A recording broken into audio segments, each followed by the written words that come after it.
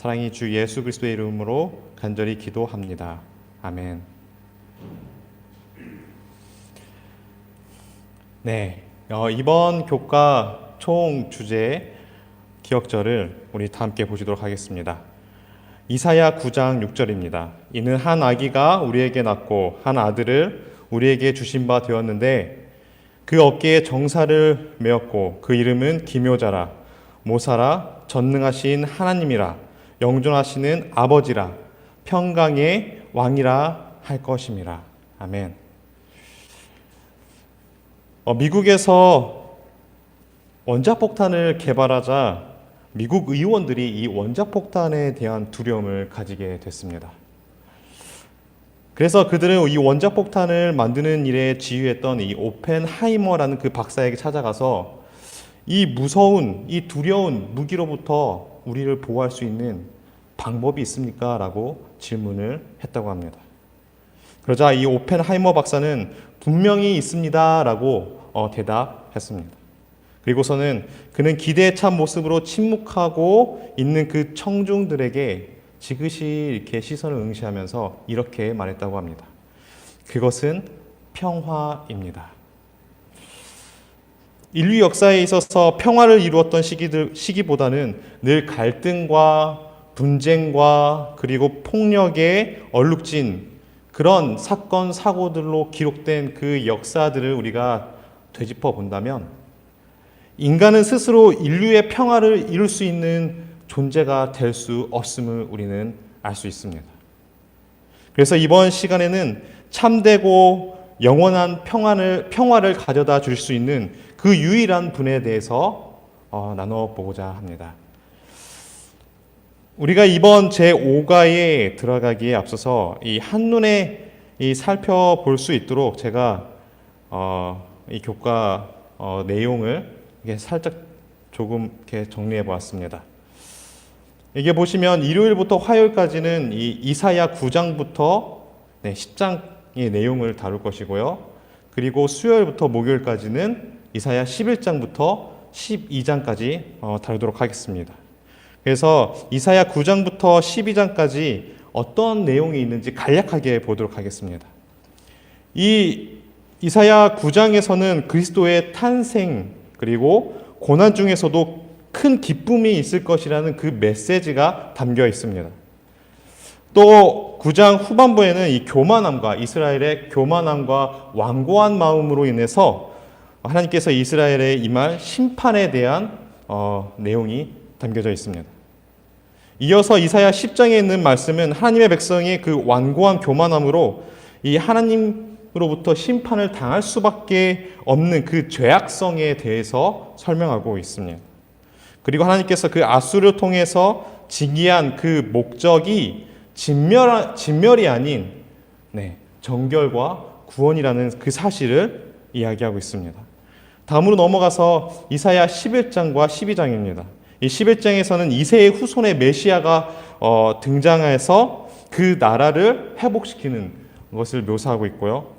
그리고 이사야 12장에서는 그 하나님의 자비하심에 대한 충성된 자들의 입에서 이 구원의 노래, 기쁨의 노래를 기록해져 있는 것을 우리가 확인할 수가 있습니다. 자, 그러면 이제 첫째 날입니다. 이 갈릴리에서 불행이 끝남. 보시도록 하겠습니다. 이사야 9장 1절입니다. 그러나 고통을 겪고 있는 사람에게 어두움은 이제 사라졌다. 전에는 그가 스불론 땅과 납달리 땅이 모욕을 당하도록 내버려 두셨지만 이후로는 바닷길과 요단강 저편의 땅과 이방 사람들이 사는 갈릴리를 영광스럽게 하셨다. 여러분이 펴서 보시는 그 성경책에는 이 그러나라는 단어가 없지만 이 히브리어 이 원어에 보시면은 거기는 그러나라는 단어가 있습니다. 그래서 여기서 우리가 이 9장 1절에서 우리가 주목해야 할 단어는 바로 그러나입니다. 여기서 사용된 그러나는 이 모든 국면이 전환되어지는 그 단어인데요. 이사야 9장 1절에서 이 단어가 사용된 이유를 우리가 잘 알기 위해서는 이 8장에 있는 이 내용이 무엇인지 우리가 살펴볼 필요가 있습니다. 이 8장에 있는 내용을 보시면 이스라엘 백성들이 이교 신앙으로 향하는 그 자들이 결국에는 흑암과 또 흑암뿐이고 그리고 심한 흑암만 있다고 이사야 8장 22절에는 말하고 있습니다. 그런데 그러나라는 단어를 중심으로 상황이 완전히 변하는 것을 우리가 볼 수가 있는데요. 이 8장에서 우리의 인생의 흑암으로 가득하지만 그러나 이제부터 큰 빛을 우리가 보았고 사망 대신에 빛이 비쳤다라는 것입니다. 이사야 8장에서는 이스라엘 백성들이 그 흑암에 그들이 어두운 길을 그들이 걸어가고 그렇게 살았지만 이사야 9장 1절에서는 이 그러나라는 단어가 등장하면서 완전히 상황이 반전이 되는 것입니다. 참으로 우리에게 희망이 되는 말씀인 것입니다. 우리의 인생에 있어서 하는 일마다 잘 풀리지 않고 그리고 조금 전까지 그러니까 어제까지는 우리가 비대면 대면 예배를 드렸지만 어제부터 또 다시 비대면 예배로 전환이 되어서 이 코로나가 멈추지 않을 것 같은 그런 칠흑 같은 어두운 터널을 우리가 걸어가고 있는 것처럼 보이지만 결국에 우리의 희망 되시는 예수 그리스도께서 큰 빛으로 우리의 어두움을 걷어주시고 밝은 빛으로 인도하시는 분이라는 사실을 우리가 안다면은 우리가 위로와 용기와 또 큰 희망을 가지고 우리가 용기를 내서 이 어려운 시국을 헤쳐나갈 수 있음을 믿습니다. 특별히 이사야 9장 1절에서 이 갈릴리 호수 지역인 이 스불론 땅과 납달리 땅이 고난과 멸시를 받도록 하나님께서 내버려 두셨지만 이제 이후로는 제일 먼저 여호와 하나님께서 그 땅을 회복하시겠다고 희망의 기별을 이사야 9장 1절에서 말하고 있는 것입니다. 여기 보시면 이스라엘 12지파들의 분배된 그 땅 지도를 보시면요. 이 스불론과 납달리, 여기 보시죠. 스불론과 납달리가 제일 북쪽에 있습니다. 그래서 이 이방인들이, 그러니까 북쪽에 사는 이방 민족들이 쳐들어오게 되면은 이 예루살렘까지 쳐들어가게 되면은 결국 지나가게 되는 땅은 납달리와 스불론이었습니다. 그래서 제일 먼저 침략을 받고 정복당하는 그 지파 땅이 바로 납달리와 스불론이었습니다. 그래서 아하스 왕이 이 아수르 왕에게 요청함에 따라 이 호시탐탐 이 팔레스타인 땅을 노리고 있었던 그 아수르는 이때다 싶어서 납달리와 스불론을 먼저 침략하였고 정복했습니다. 그래서 이사야 9장 1절에서 말하는 것은 이 아수르에 의해서 가장 먼저 짓밟히고 정복당한 지역이 가장 먼저 구원을 볼 것이라는 그 기별을 선포하는 것입니다. 그래서 특별히 이 마태복음 4장 13절에서 16절을 보시면 이 이사야 9장 1절에 대한 그 예언을 이렇게 이야기하고 있습니다. 그러나 그분은 나사렛에서 계시지 않고 스불론과 납달리 지방의 바닷가에 있는 가버나움으로 가서 사셨다. 이것은 예언자 이사야의 다음과 같은 예언을 이루기 위해서였다. 스불론 땅과 납달리 땅아, 지중해 동쪽 요단강 서편에 이방 사람들이 사는 갈릴리야, 흑암 가운데 사는 백성이 큰 빛을 보았고 죽음의 그늘지 땅에 사는 사람들에게 빛이 비추었다. 예수님께서 이사야 선지자의 예언을 잊지 않으시고 스불론과 납달리 땅에서 흑암 속에 있는 그 백성들에게 큰 빛을 비추심으로 말씀을 이루시는 그 놀라운 예수님의 모습을 우리는 이 신약 성경에서 확인할 수가 있는 것입니다. 비록 인간의 잘못된 선택으로 우리는 그 사망의 그늘에 놓여 있지만 마침내 예수님의 그 세상 끝에 나타나실 그 예수님의 재림으로 인해서 구원의 빛을 보게 될 것을 우리가 소망하며 살아간다면 이 힘들고 어렵고 또 사망이라는 그 두려운 일들이 우리의 곁에 있지만 우리는 그 희망과 그리고 소망을 늘 잃지 않고 살아갈 수 있음을 우리가 기억해야겠습니다. 둘째 날로 넘어가겠습니다. 우리를 위한 아들.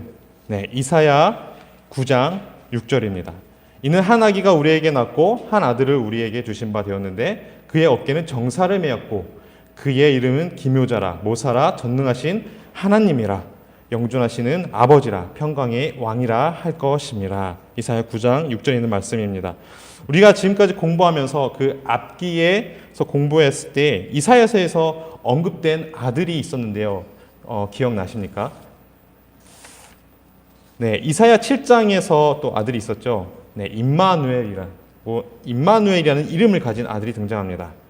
네, 그리고 이사야 8장 3절에는 네, 마헬 살라 하스바스, 이것은 이사야의 둘째 아들이었습니다.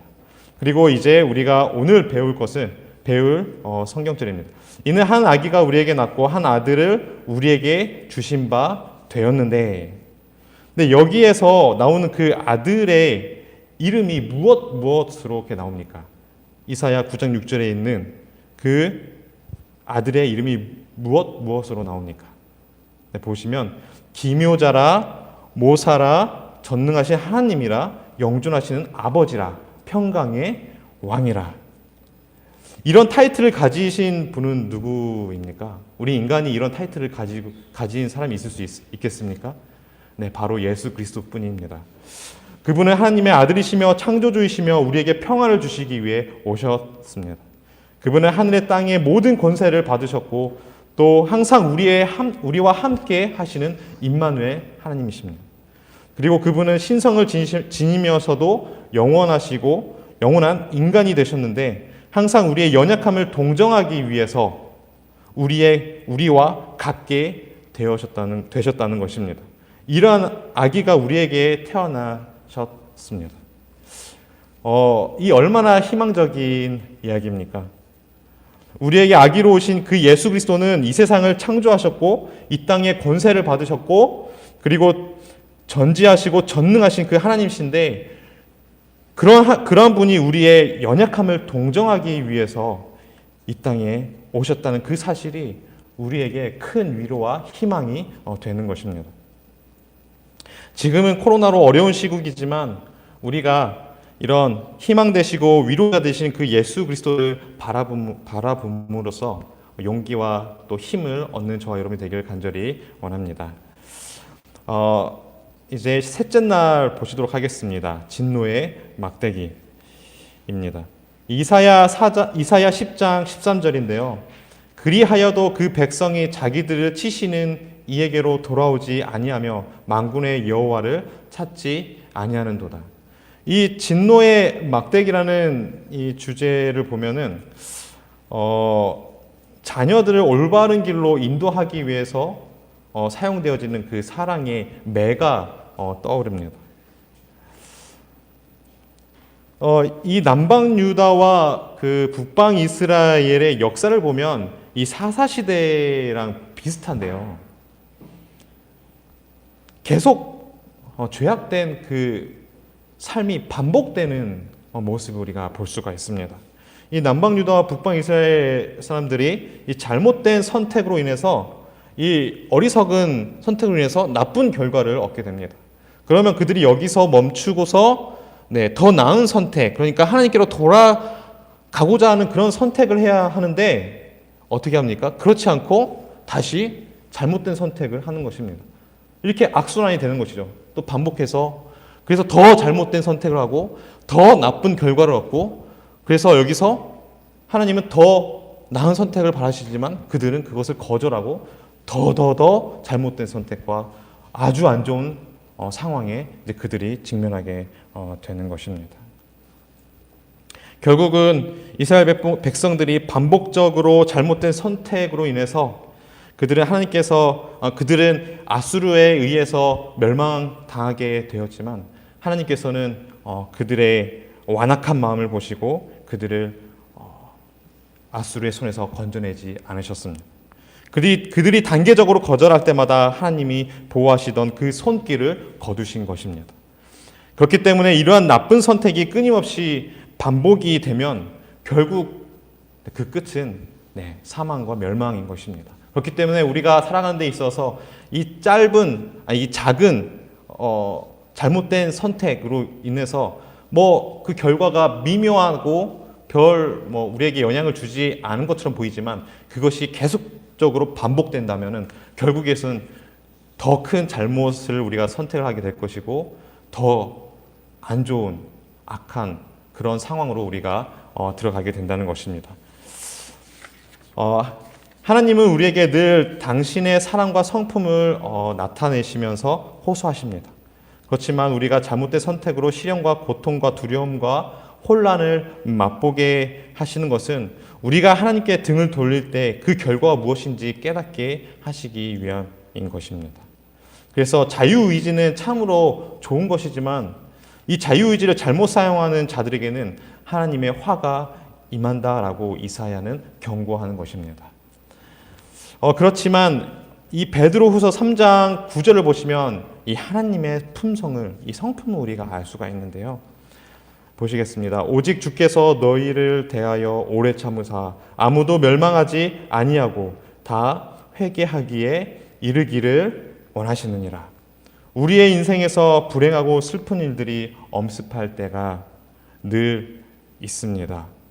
그럴 때마다 늘 우리 곁에 계시고 끝까지 포기하지 않으시고 구원하시는 사랑의 그 하나님을 우리의 시선을 돌려서 그 하나님을 바라보고 나아가는 저와 성도 여러분이 되기를 간절히 원합니다. 다음으로 넷째 날 뿌리의 한 가지입니다. 11장 1절은 굉장히 우리에게 힘이 있습니다. 이새의 줄기에서 한 싹이 나며 그 뿌리에서 한 가지가 나서 결실할 것이요. 제가 이 넷째 날을 공부하면서 많은 은혜를 받았는데요. 네, 자 옆에 보시면 무엇이 보이십니까? 그것이 이렇게 있습니까? 네, 갈라지고 또 거의 썩어서 없어져가는 나무 그루터기입니다. 거의 썩어버려져서 생명이 없어 보이는 것처럼 보이는 이 그루터기에 또 무엇이 보이십니까? 네, 바로 새싹입니다. 이 그루터기는 바로 이새는 다윗의 아버지죠. 다윗 왕조가 세력을 잃고 무기력하게 무너져 가는 것을 의미합니다.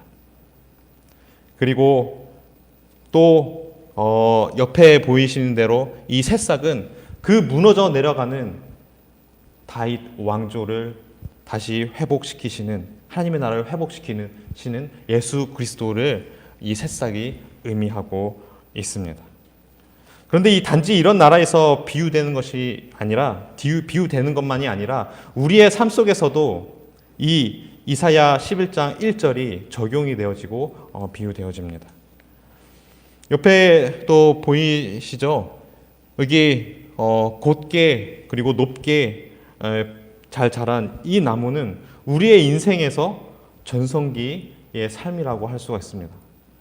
모든 것이 잘 되어져서 잘 나가고 그리고 모든 것이 잘 되는 그런 인생입니다. 반면에 다음 사진처럼 우리의 인생에서 구루터기만 남은 무너진 삶을 살 수도 있습니다.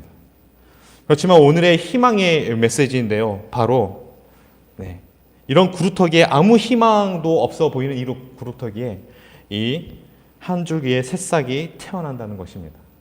바로 이것이 우리에게 주는 회복의 삶입니다. 여러분 어떤 삶을 살고 계십니까? 살다 보면 우리는 건강으로 인해서 무너질 수 있고 또 사업으로 인해서 무너질 수 있습니다. 그리고 영적으로도 무너질 수 있습니다. 그러나 우리가 반드시 기억해야 할 것은 하나님께서는 구루터기를 통해서 이 새싹을 다시 나게 하신다는 것입니다. 이 말은 우리의 무너진 인생에 예수님께서 찾아오셔서 희망의 메시지를 주시고 희망의 삶을 제시하시고 우리에게 빛을 비추시고 큰 빛으로 예수님께서 인도하신다는 것입니다. 그래서 이 메시지를 통해서 우리가 희망을 갖고 또 찾게 되시기를 간절히 원합니다. 이 다섯째 날 주께서 나를 안위하시오니입니다. 이사야 12장 1절에서 6절인데요. 보라, 하나님은 나의 구원이시라. 내가 신뢰하고 두려움이 없으리니 주 여호와는 나의 힘이시며 나의 노래시며 나의 구원이심이라. 그러므로 너희가 기쁨으로 구원의 우물들에서 물을 기르리로다. 이사야 12장 2절에서 3절에 있는 말씀이었습니다. 이사야 12장은 시가입니다. 하나님의 자비와 안위를 찬양하는 이 짧은 시가이면서도 이 회복된 남은 자의 입에서 저절로 나오는 이 기쁨의 노래, 구원의 노래인 것입니다. 마치 모세와 이스라엘 백성이 홍해에서 이 바로의 군대로부터 구원을 받았을 때 그들이 부른 노래와 또 같은 것인데요. 이사야 11장 10절에 있는 말씀처럼 이새의 뿌리에서 한 싹이 나서 만민의 기치로 설 것이다. 깃발로 설 것이다. 라고 예언된 말씀처럼 결국은 우리의 구원은 하나님과 끼어진 인간의 그 관계를 이 십자가로 화목하게 하신 그 예수 그리스도께로 돌아가는 것임을 우리가 기억해야겠습니다. 마지막으로 증언보감 1권에 있는 이 말씀을 읽고 마치도록 하겠습니다. 하나님 안에 능력이 있으며 그분 안에 힘이 있다. 만일 그들이 그 능력을 붙든다면 생명을 주는 예수님의 능력이 그리스도의 이름을 부르는 모든 사람을 일으켜 세워줄 것이다. 위험과 위기가 우리를 둘러싸고 있으므로 우리의 연약함을 느끼고 우리의 강력한 구원자를 믿는 굳센 믿음으로 매달릴 때에만 우리는 안전하다. 사랑하는 성도 여러분, 지금 나의 인생은 어떻습니까? 사업이 잘 풀리고 좋은 일만 가득하십니까? 아니면 육적으로 또는 영적으로 무너져 내린 그런 삶을 살고 계십니까? 어떤 인생이든지 우리를 회복시키시고 소생시키시고 또 구원하시는 그 평강과 능력의 왕이신 예수 그리스도께로 우리가